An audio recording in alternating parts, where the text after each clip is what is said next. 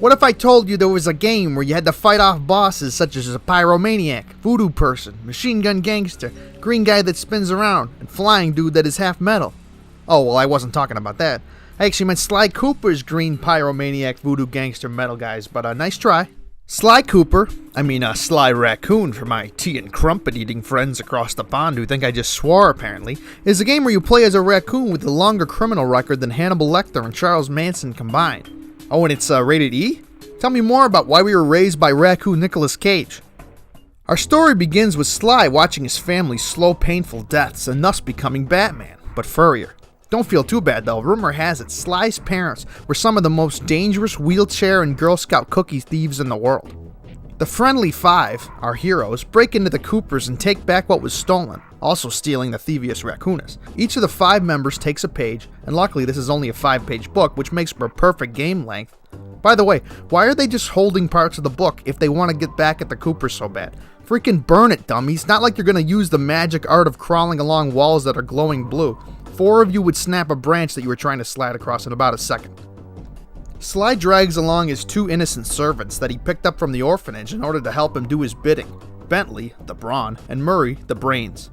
Did I mention they also have DEA agent Caramel Eater Fox on their tail, made famous for arresting the Brickster back in the 1998 bust. You gotta hope she can finally lock these guys up too. First we venture to the Isle of Wrath, to confront Raleigh. But first we need to find some keys that just happen to be color coordinated with Sly's outfit and also match the other ones in the other worlds in order to unlock a cannon that would shoot Sly at a weather-changing blimp where he thinks the pages are being held. And don't ask.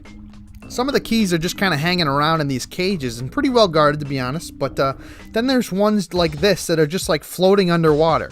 Somehow we can't just pick it up. Bentley says we have to kill a bunch of crabs trying to steal treasure chests dropping down, but what in the world does that have to do with anything about just picking up the key that is literally sitting right there?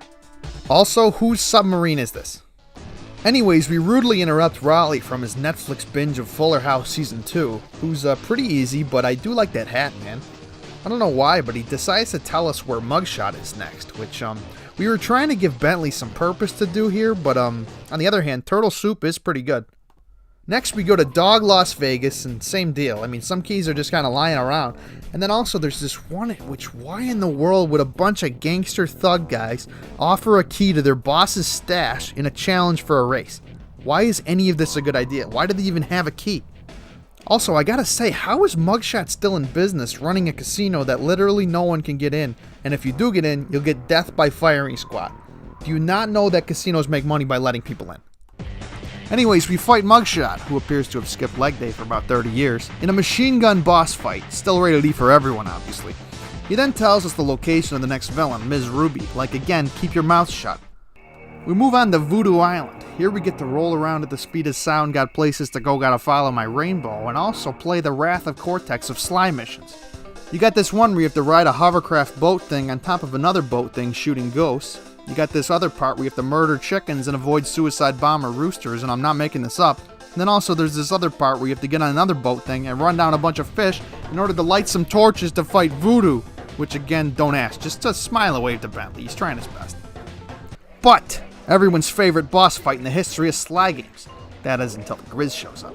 Ms. Ruby throws PlayStation buttons at you, which conveniently line up to the buttons on your controller, for a minigame Guitar Hero would go on to rip off later. You know the deal, though. She tells us where the Panda King's hiding again, because a smart villain. We go to China next, probably the best world outside of this stupid escort mission, which, why do we have to send Murray on this and not just have Sly go up there like every other mission? Murray is such a baby in this game that he just cowers in fear and waits for you to shoot the enemies. Which next game he's a big brawler tough guy. What happened? Oops, I missed. The Kung Fu Panda boss fight is easily in the top 4 hypest panda boss fights in the Sly Cooper series, without question. He throws fireworks out of his hand, an art originally created by Jason Pierre-Paul before it was perfected by the Panda King. We move on to world number 5, which is actually just minigame hell worlds, so let's instead run through all the times I got screwed in this playthrough by something weird.